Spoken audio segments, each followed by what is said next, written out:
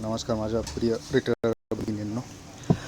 आज आपण अशा विषयावर बोलणार आहोत ज्यामध्ये कस्टमरचा MPin हा सेट होत नाही, तर तो एअरटेल मित्रा ॲपवरून कसं सेट करायचं याचं ट्रेनिंग आपण आज बघणार आहोत. सर्वात प्रथम आपण ॲप ओपन करणार, त्यामध्ये जाऊन कस्टमर अकाउंट मॅनेजमेंट नावाचा ऑप्शन आहे, त्यावर क्लिक करा.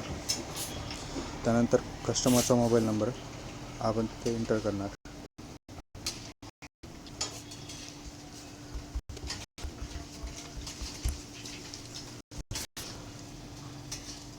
प्रोसीड केल्यानंतर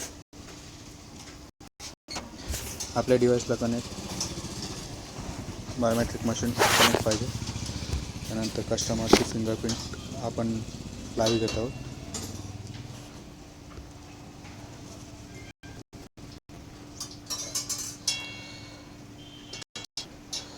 कस्टमरचं फिंगरप्रिंट घेतल्यानंतर कस्टमरच्या रजिस्टर मोबाईल नंबरवर डिफॉल्ट MPin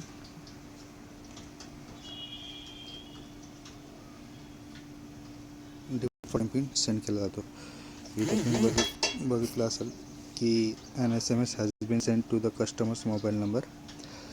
ठीक आहे, त्यानंतर आपण इथे हे क्लोज करणार. कस्टमर एअरटेल लावणार.